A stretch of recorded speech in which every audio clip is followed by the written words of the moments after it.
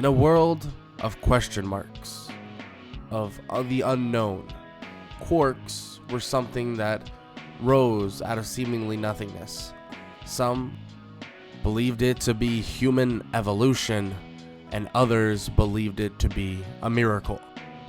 God and gods were something that were unknown as well. Many people believed in a god. Some believed in many, and others believed in none. Now, the real question though, was were the gods truly listening? When all of these bad and horrible things would occur, were they truly listening? This would eventually lead to questions, and a lot of them throughout societies. But this was a normal occurrence. Many would question everything. Kids did it all the time. But truly, what were the gods or God thinking at this point? Gifting humans the powers that would transcend their own world. Well, soon, a boy by the name of Izuku Midoriya would gain a power unbeknownst to him. A power that would exceed anything he could possibly imagine. A dark figure would appear in Izuku's room and would carry over to him. It was odd. It was as if this figure had red eyes, or at least glowing eyes, stoic in his wake, staring at Izuku, but doing nothing. That was it, staring at him, as if he was hovering over Izuku and just providing him with his presence. It was something of amazement at that. Izuku didn't really realize this creature or being was standing over him, but his mother did. His mother would walk in to see this monstrous being. She would freak out for a second, but calm down, as Izuku had no clue what the thing was, and she didn't either. She would pick up Izuku and begin to walk away, and the being would just track Izuku with his eyes, and that was it. She would walk out, leave. They would come back, and eventually she would come back with officers, and the being would no longer be there, as if the being knew that it could not be spotted by anybody else. But at the same time, the being acted as if it didn't care in a way. It didn't care about being spotted. But what was that thing? What is it? What is it even trying to be around for? Eventually leading to Inko telling Izuku, who's just a young kid, that they're going to be moving. That they're going to get a brand new house and so on and so forth. He didn't know what the reason was for. She made it seem like it was such a good thing, but of course it wasn't. It was to get away from whatever that was. That freaked Inko out, but Izuku had no idea. But the gods themselves began to see what was occurring. That the god of death itself has arrived on Earth. It seemed as if the power balance has shifted and changed so drastically that the god of death has decided to approach a being on Earth to gift them with power beyond everything. That's what that god was doing, staring over Izuku as his next predecessor. It seemed as if this being was actually a god, and Inko had no idea. Of course, not a god that she would even believe in, but one that existed beyond this realm or beyond this plane of existence. This god was real as they were, and as real as the sky was. This god was something to be reckoned with, and the power that Izuku got would change him forever. And throughout the years, it would come out to be this way. Inko would have no idea that occurrence was the reason why, but it would terrify her. She would learn of Izuku's quirk being really an unknown encrypted quirk, but that's because it's not necessarily a quirk.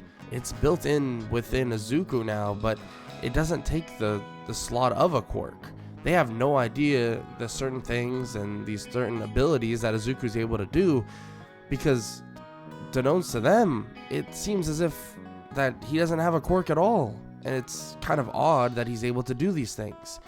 Izuku would bring up these horrible nightmares, but these nightmares seemed as if they were from the POV of someone entirely new, different, someone that saw the face of death itself, saw death, someone that passed away. Inko would begin researching certain dreams that Izuku would have, learning of these victims, and it was insane. Some would die in their sleep. Izuku would see those, seeing it maybe on some certain morgue website or something of that regard, but some would die of really terrible measures, and those were the worst dreams for Izuku. His personality would shift, change, stark and stoic, and Izuku would become far less cheerful. He wouldn't enjoy his favorite heroes. He wouldn't enjoy the same heroes that he enjoyed when he was, well, a little kid. By the age of 12, Izuku was thinking about far darker things, remembering those dreams, drawing in a journal these dark creatures. Izuku seemed to be on the bridge of, well, what his mother thought was just maybe an emo phase or something of that regard, but it was far different than that. Izuku one day would arrive at school and would continue to get bullied. I mean, why wouldn't he? But during this time, Izuku wouldn't stand for what they're saying, wouldn't stand for what they're doing. And out of nowhere, this rage overflowed within Izuku and poured out, as if this dark figure would appear behind him, not the god that they saw a long time ago, but a different dark figure, as if it was some clouded figure with a hoodie on, with a scythe.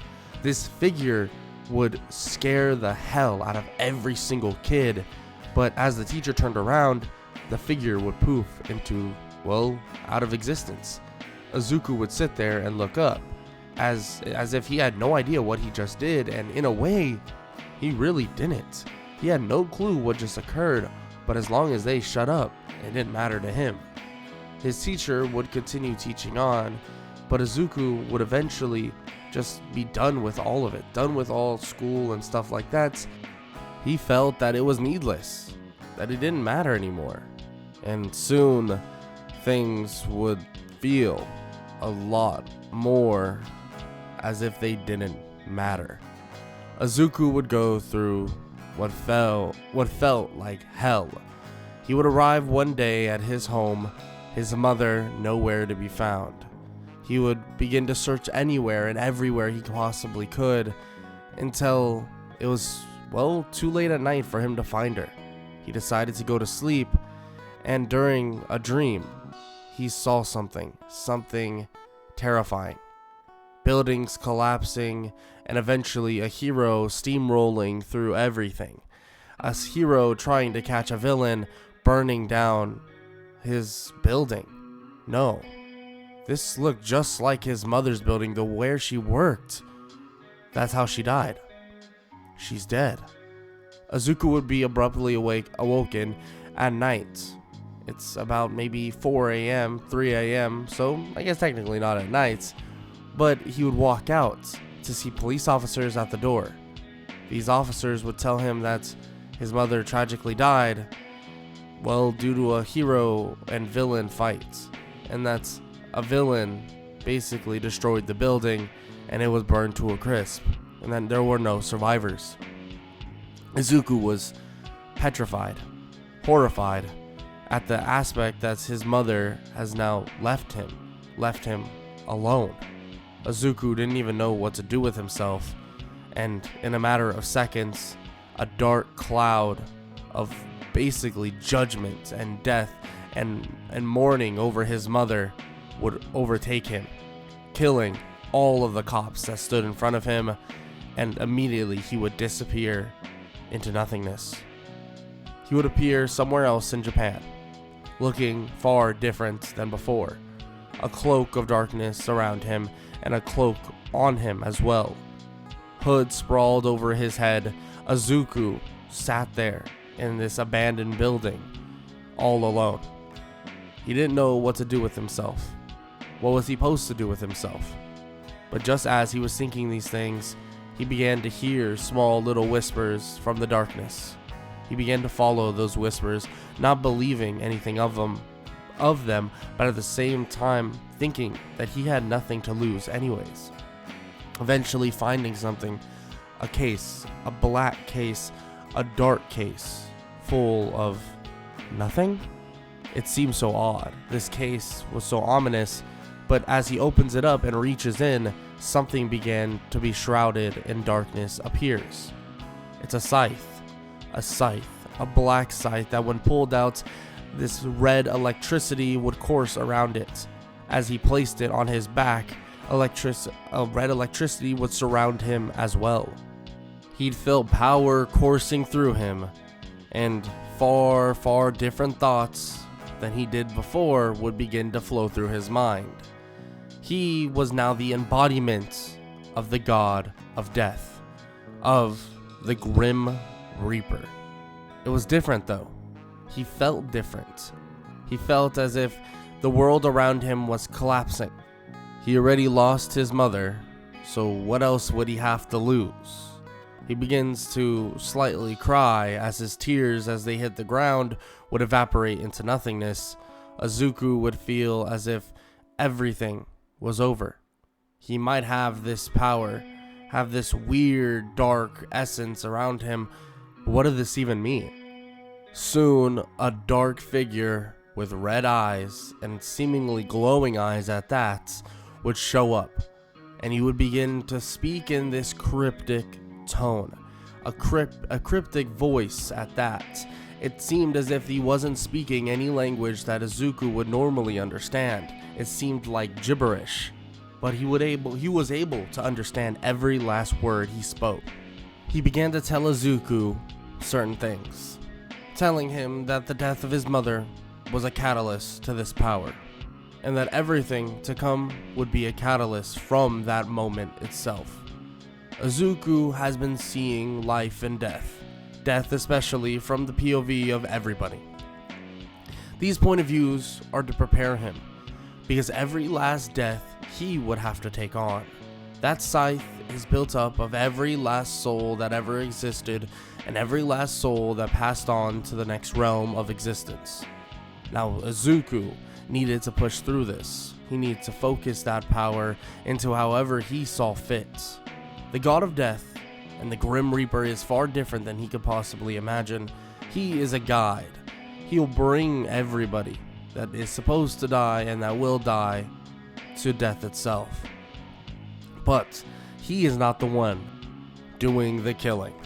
He will not be the one doing the killing. He is someone that is just a guide. That is it. Izuku has such a power, but he also has free will.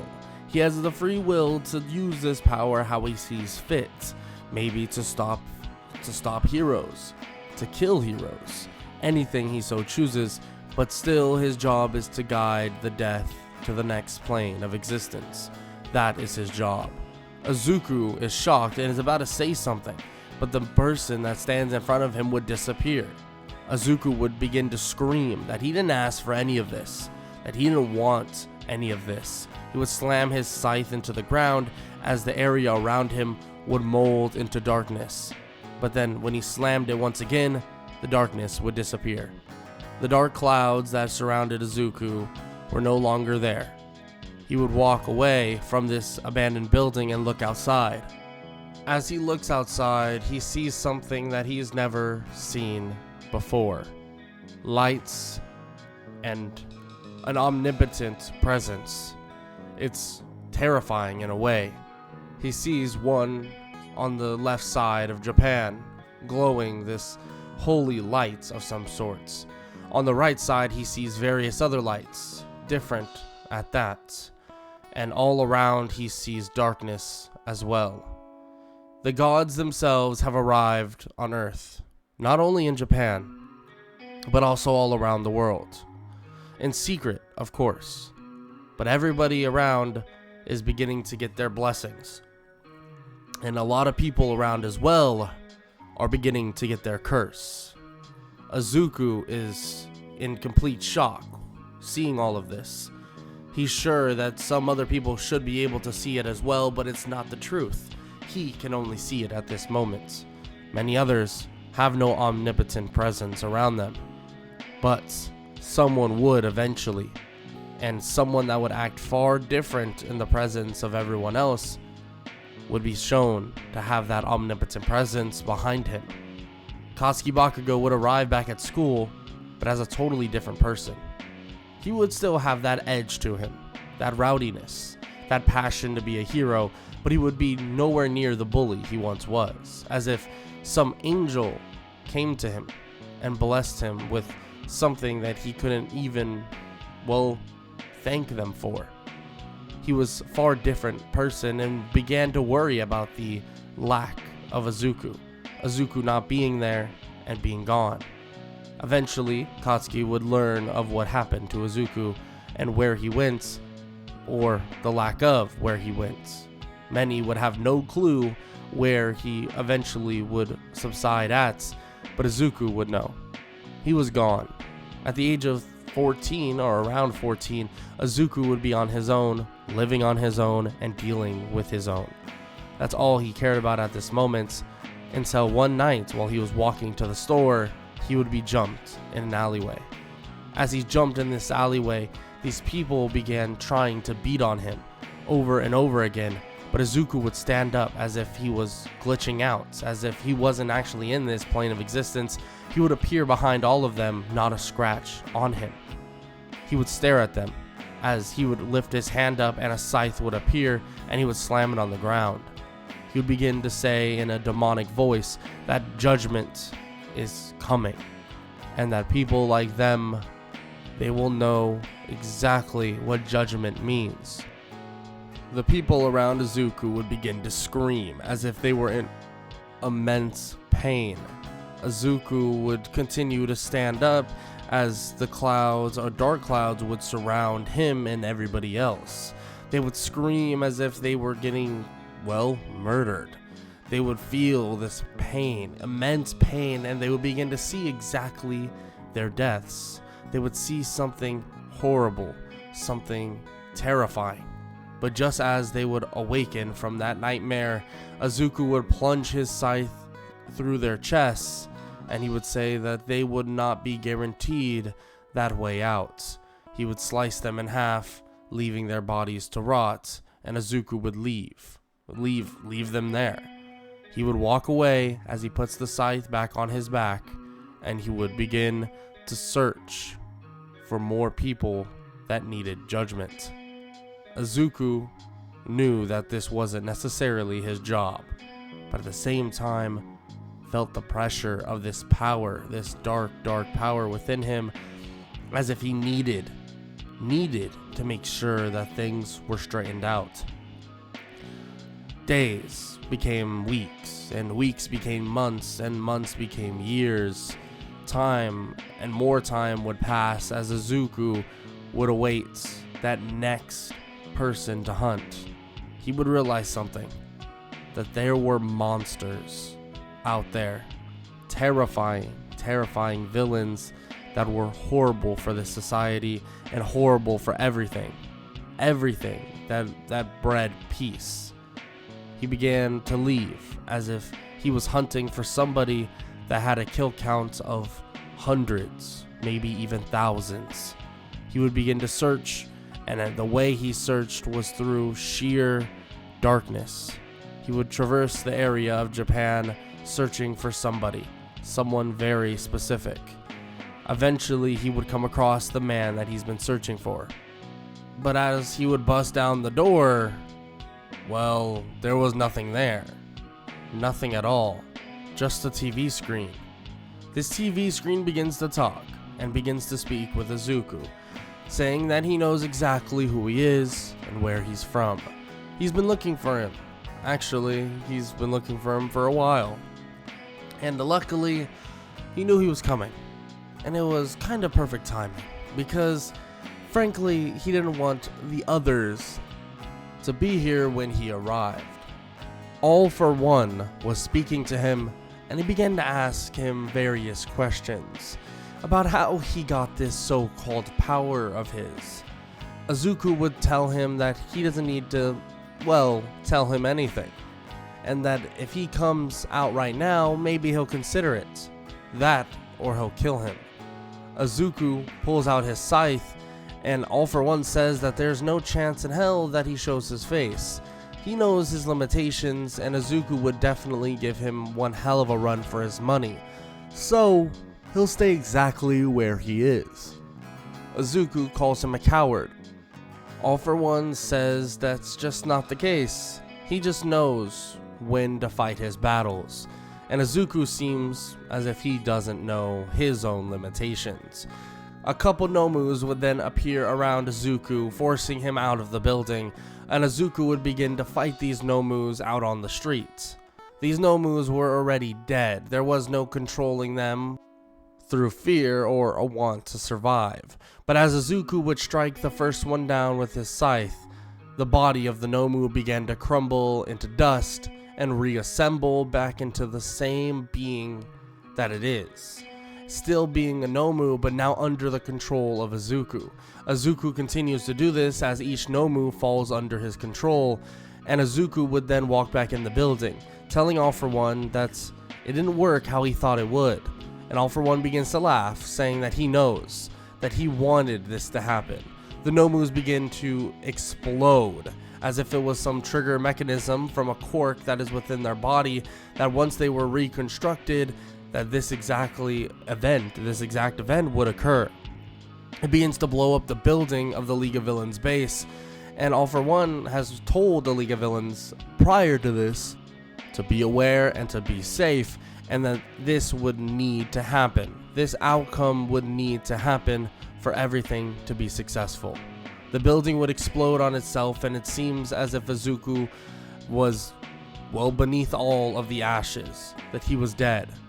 But just as he heard the last little murmur of All for One, hearing his voice and hearing the exposure of exactly where the League of Villains went, Izuku would rise from the ashes once again, his body slightly cracked and glowing this red color. He begins to walk away. Putting his scythe back on his back, All for One could not even recognize where Izuku's body is, assuming that somehow he survived. Izuku would then travel somewhere else, travel to a brand new place called UA. UA was a top hero school in Japan, but as Izuku would enter the building, alarms would begin to sound and heroes would begin to converge on his area. He would be confronted, and many would ask what the hell he thinks he's doing.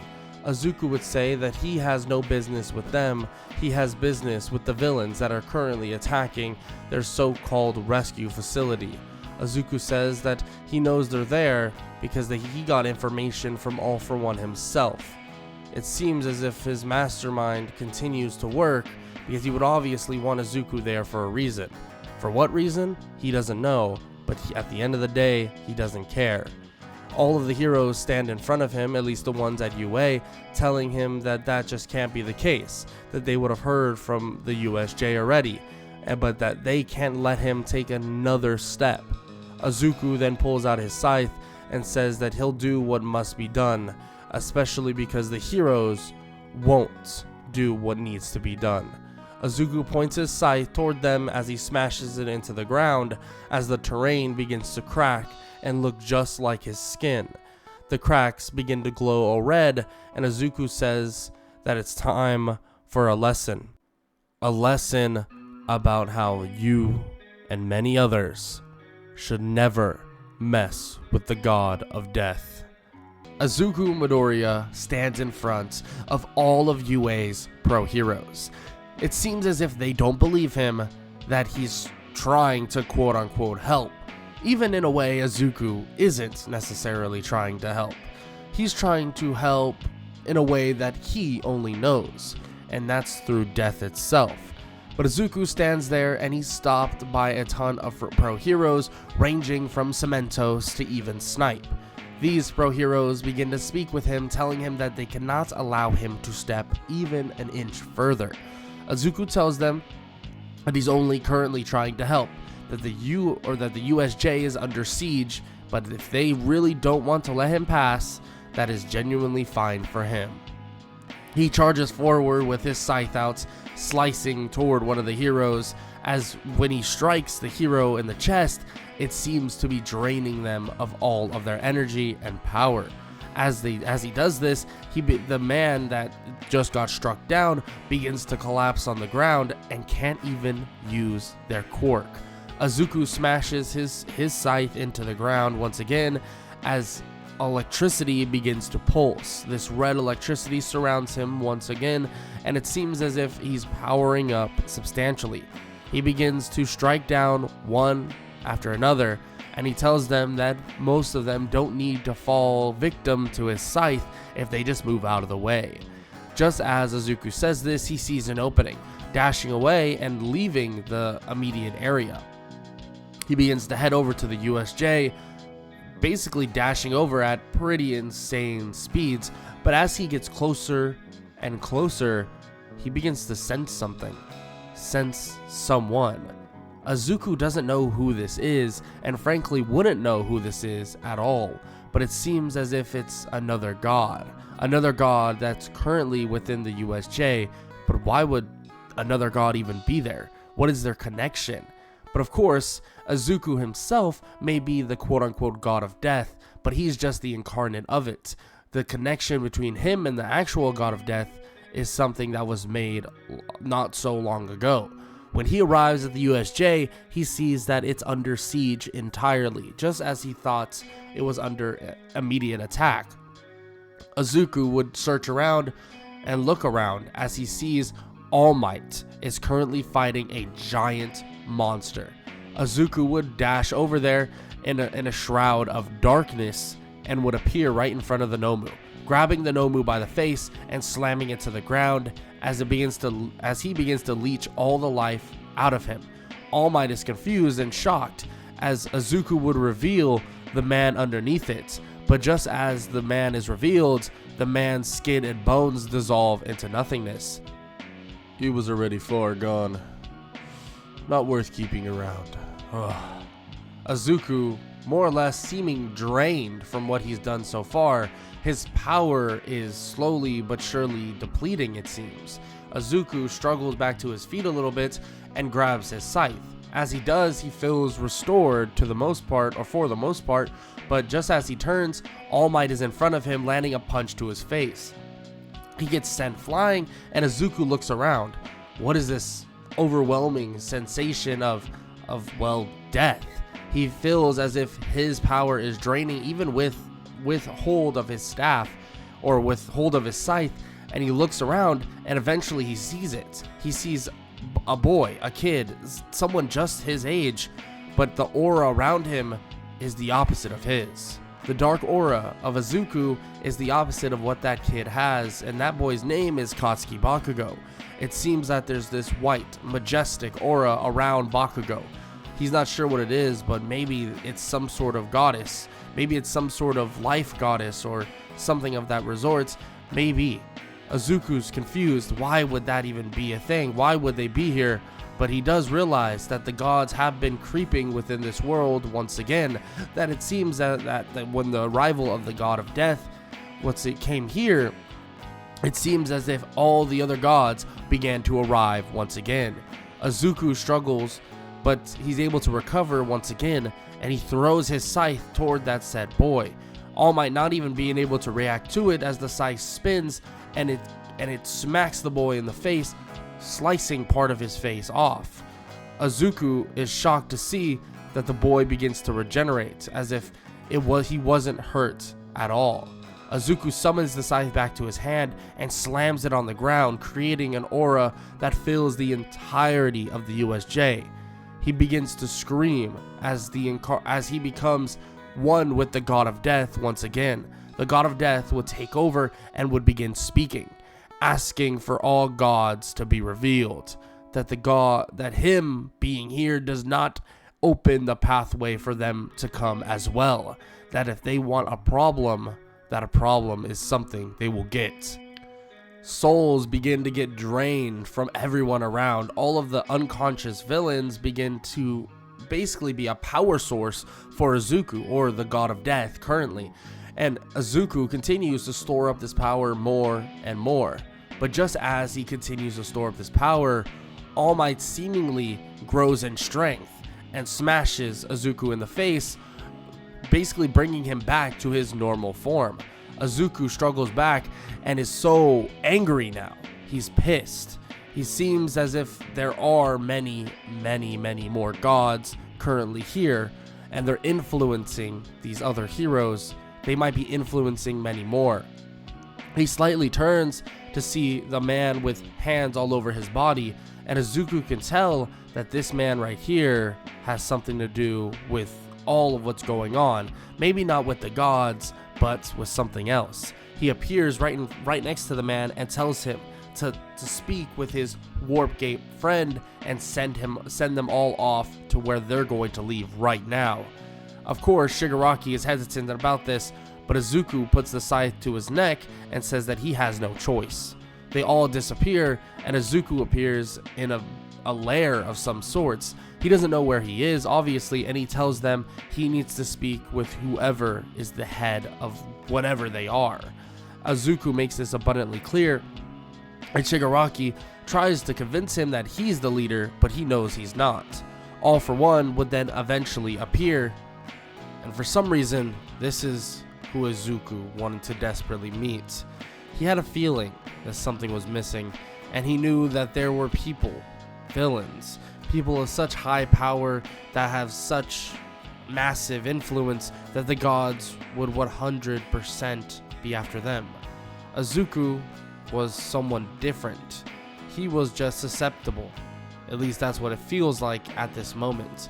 He begins to speak with All for One, and he learns of what he's been doing and what's even going on, but he has sensed no godlike figure or godlike powers around him.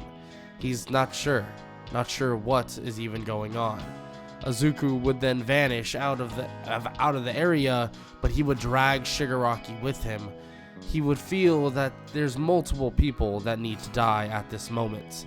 Izuku would appear back at the USJ, and he would have Shigaraki in hands, throwing him toward All Might, and All Might catches Shigaraki by both hands to make sure that he cannot use his quirk. All Might is confused, and everyone else is as well. They're all ready for a fight and ready to take down Izuku, if that's what it means. Izuku scans the area, sensing the goddess of seemingly life around that said area. Izuku smirks as he charges toward All Might and Shigaraki, killing them both, sapping the souls from them almost instantly, and Izuku smirks as he slams the scythe to the ground and as their bodies begin to deteriorate. Izuku says that all he needed was the two of them, two pure opposites, to be next to each other and near each other, giving him the ability to do such a thing. He would point his scythe toward Katsuki Bakugo. He wouldn't even really know this person. Yes, he's met him before, but he wouldn't know him personally. And Izuku would begin to speak with him, telling him that soon they'll come after him and come after all of the gods. He would disappear as Izuku planned his next move, but as he does, he's shrouded in this black cloud. A dark figure would approach him, telling him that they must continue this entire idea, this entire crusade. There was no going back now. Power is something they all wanted and what they needed. The gods would slowly but surely trickle down from the top of the mountain, and soon they would run out of time. Izuku tells him asks him what the next goal is and what they should do. And of course, there's something that must be done, and that is mass death. That is what is needed to truly enter the true form of the god of death, and that is what Izuku is planning on doing. He needs to control the beings that are in between life and death itself, and knowing where All For One is and knowing exactly when things happen is something Izuku needs to take advantage of, and something he will take advantage of. He would then appear at a warehouse, a giant warehouse filled with beings that are terrifying, genetic freaks of nature that are dead. They're not, or they're literally soulless with nothing in between. Izuku would then fill them with souls as he began controlling them at a whim. Izuku would then lay waste to most of the cities in Japan, continuing this mass destruction, death after death. Eventually, it would get to the point that everyone was on high alert. Izuku would be standing there waiting for everybody to arrive. There's something they needed to do, something they needed to see. How many of the gods were coming? How many were going to be on Earth? The gods, for a long time, sat idle, sat by looking at whatever was going on, not even blinking at what was happening. And of course, Izuku would await longer and longer the arrival of these so-called gods, and when these gods would arrive, he would be in complete shock. Every last one of them has been waiting here for this said moment, this moment in time, and all of the heroes and even the villains would arrive ready to take down and kill the god of death. Death itself was just a construct. Izuku believed that in his heart of hearts, and believed that he could kill all of them in a matter of seconds. Maybe he could. This was no guarantee. Nothing was a guarantee. Izuku knew this. Izuku would walk forward, ready for a fight, ready to take out whatever was ahead of him, but in a matter of seconds, everything would go dark. Everything would be gone. Izuku would be confused as he walks through this perilous and dark hallway. What is happening? What is this? Izuku would be confused. He's not even sure what's happening and what even happened. He would close his eyes once again, opening them up to see everything. That entire fight playing on some sort of film roll, as if he was watching the life that he just went through on a TV screen, on a screen itself. Izuku would continue to watch over and over and over again, until one last time Izuku would see the same ending that he would see him fall to the ground, blood spilling and scythe shattering. He would be the last one to perish, to go away forever. Izuku would watch it over and over and over again. Screams would be heard all around him, and he would scream himself as if pain began to flow throughout his entire body. He would look up to the sky and wonder what happened, what even occurred, and he would scream one last time as things would fade to the entirety of darkness. But then out of nowhere, he would see a light, a single light. And as he would wake up in a feat of shock, he would look around. He was back at home. He was so confused. He didn't know what was happening, but he was back at home, and he would walk around, and he walked to the kitchen to see his mother still standing there with a smile on her face. She would begin to ask how he slept, and fear would rush through him. This is not the world that he sought. He would begin to think in his head where the other being is. Where is this monster that made him into the god of death? Not anywhere to be seen. Izuku was confused, in complete, utter disbelief. As he would speak with his mother, he would ask where and when is this time, what is going on, and she would say that it's a Thursday. She would be confused, and Izuku would look at the calendar. It was months before his mother disappeared, months before all of this occurred. He's confused. How? How did this all happen so quickly? What is happening entirely? A knock would be at the door, and he would walk over, opening it up, and a bright light would stand there right in front of him, as if there was something else in wait. Izuku would walk out that door, and he would be on that said battlefield once again. The same battlefield that he perished on. He wasn't sure what was happening, but a second chance was gifted to him. Maybe this time he would make the right choice. Or would he follow suit with the god of death? Well, you'll have to find out in the last part of What If Deku Was the God of Death. Izuku Midoriya is standing in front of all of the heroes, the villains, and everybody else that showed up not too long ago. The battle that he just lost, the battle he watched himself lose, he's back here once again. How is that even possible? How does something like this even exist?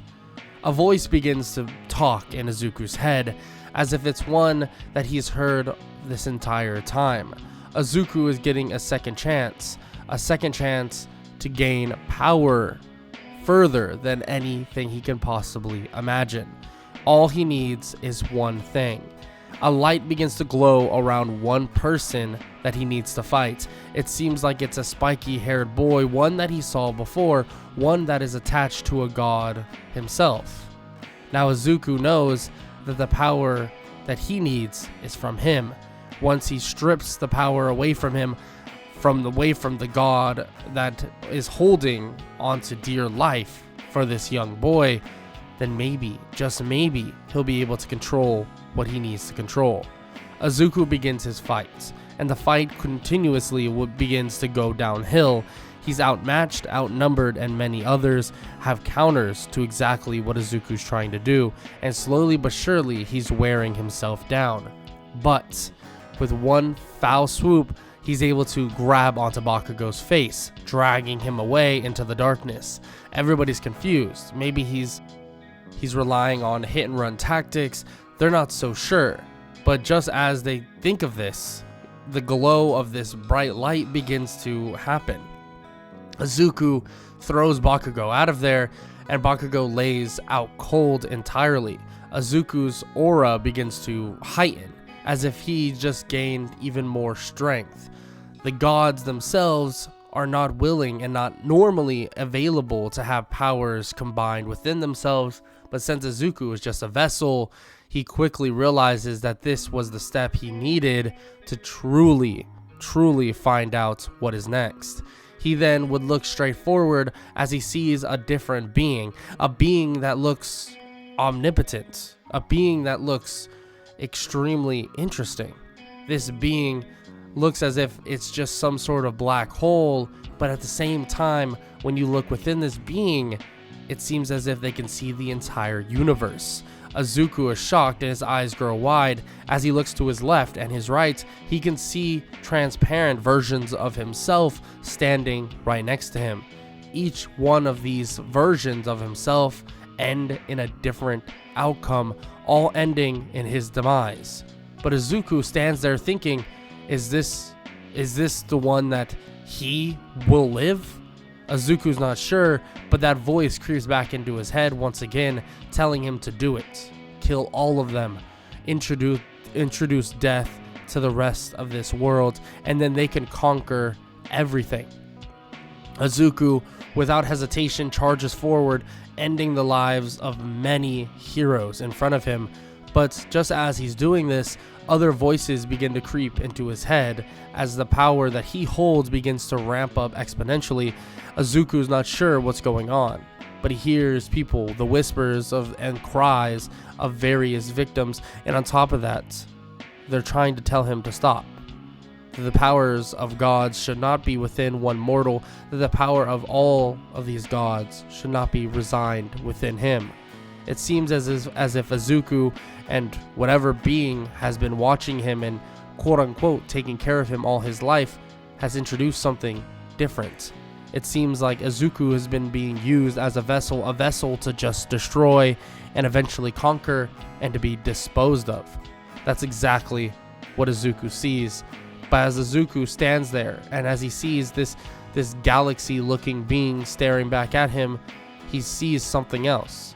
He sees a transparent version of himself in front of him, running forward, fighting off certain heroes and villains, but eventually leading to himself, well, slamming his scythe into his own chest. As he does this, it releases power beyond imagination, seemingly changing the world itself. Izuku isn't sure how he's supposed to take this. Is that really the only choice he has? But of course, that voice, once again in his head, tells him not to listen, not to realize his true fate, to realize his true destiny, that his true destiny is power, is to conquer. Izuku, not sure how to react, he does charge forward as he slices through a couple more of the villains/heroes, but he stops. He sees all of these different ways that this could end, but only one way leads to peace. But the real question is, why would Izuku even want peace? He could have everything and anything he ever wanted. He would begin to walk forward stoic, as if there was no version of him available to stop him. The timelines began to crash. The versions of Izuku that were showing all of the various versions that it could go begin to disappear, one after another, until there was only one left. Izuku walks forward and slams his scythe on the ground. Power begins to surge all around as it encapsulates the entire city. No, the entire country. Surrounding Japan entirely, Izuku begins to shout. But just as he does, his skin begins to crack. That red electricity begins to null and void around his scythe and begins to transfer to his skin, cracking his skin immensely. Izuku begins to feel immense amounts of pain as his scythe begins to tremor as well. His skin begins to crumble and change. He begins to grow in size, and Izuku is cloaked in darkness once again. Everyone around is shocked to see that he's changed. The Izuku that we once knew is no longer there. Even the one in this universe no longer exists. Now he is one with the god of death. Now he is one with an omnipotent being. He's all-powerful. Now with the life and death, all power alongside him, Izuku, or at least whatever is left of him, begins to raise his fist. As he does, all the gods begin to resurface themselves and begin a giant power struggle. A power struggle among many gods. Everything that people in Japan knew and thought they knew now begins to crumble around them. Heroes try to stack up. Villains try to stop anything they possibly can, but the powers that they have in quirks mean nothing. Mean nothing to gods. Mean nothing to everything that surrounds them. Izuku, or whatever this so-called god of death is, begins to wield power that is beyond comprehension, beyond anything that they possibly could see. But nonetheless, the heroes and villains try and stand up, and the gods begin to think about uniting against the god of death itself. They cannot allow the death of the entirety of the planets. They cannot allow the death of Japan, cities alike, countries alike. They cannot allow this. If they do, the fall of the power among all gods will deteriorate. The hierarchy of power would crumble to dust. Izuku begins to feel this power surging through, and a large dark voice speaks through the vessel of Izuku. But just as he does, he begins to stutter as if the power is depleting. Izuku is gaining back control, and his body begins to form once again. Izuku now knows what he was this entire time. All he was a vessel. All he was an item. A piece that they would use. A piece that would be used, well, for the greater good of the god of death himself. Not for the greater good of mankind. but it seems as if Izuku refused to let this being take over. Izuku began to see things while he was away. He was put away in the deep subconscious of whatever this being was, the god of death himself, the incarnate himself. He begins to see things that he wouldn't imagine. Whatever gods that are out there, whatever thing, whatever person, whatever people, whatever omnipotent beings are currently watching Izuku are giving him visions. Visions of a life that were different than the ones he's seeing now. Ones where he had various different quirks. Ones that he had no quirk at all. He had a loving family. He had a rival in Katsuki Bakugo, and soon many more things. But this time was blank. A different universe that he wouldn't believe would come true. A different universe that was all on him. As he's watching this all play out, as if he was watching a television screen, Izuku wasn't sure what he should do. What he should go about doing. Can he do anything? He begins to think over and over, but as he does, he looks down to see the reflection of himself below. That same reflection would stand out from the ashes and stand directly in front of Izuku, grabbing his collar, asking Izuku himself as if this is really what he wants. What does he truly want out of all of this? He sees all of these multiverses, all these multiverses and universes alike, all are different. Many end with him happy, many end with him sad, many end with him dead. It's all infinite possibilities, but now there is no infinite possibilities for him. Too many mistakes in the wrong direction has led to a single outcome, and that single outcome is death. The god of death has been setting this up the entire time. Izuku believes he's defeated, destroyed, that it's over. But just as he believes this, he begins to feel his body dropping, falling, as if it's a continuous void that he begins to fall through until out of nowhere, he begins to see out of the eyes of himself again.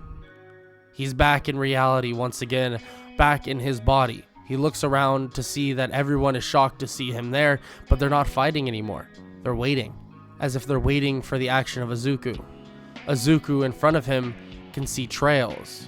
It looks like a bubble trails leading him to the outcome that he needs to do. He grabs his scythe and he follows that bubble trail. That trail down to the core. And that trail led him to slicing his scythe into his own body. As he does this, souls begin to emerge from his body, recollecting throughout all of the cities in Japan.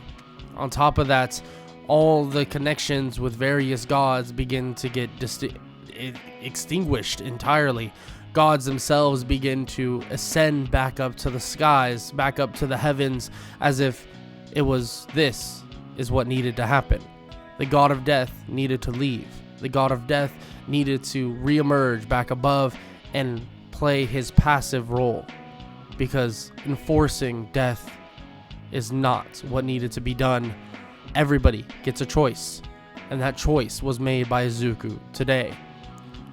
Izuku would fall, collapse, and before anybody could run over, anybody could mourn, anybody can help this broken child, it didn't matter. He was gone. Ashes to ashes, dust to dust. It seemed as if the gods had a plan this entire time, but that's not true. There's many ways that this could have gone about. Izuku could have decided to not go the direction that he decided to go. He could have decided to pick up that scythe and not follow that trail. Follow the trail that he made himself. He could have sliced down everybody in front of him. And there are many universes that occurred, but this is only one of them. Only one of them. In an infinite void of the multiverse, the god of death, Izuku Midoriya, what if Deku was the god of death, may end in various different directions, but this is the direction that it ends for now. And if you enjoyed, make sure to leave a like, make sure to leave a sub, and make sure to leave a comment down below. All that good stuff. I hope y'all enjoyed, like I said, and I hope all y'all have an amazing day. Later.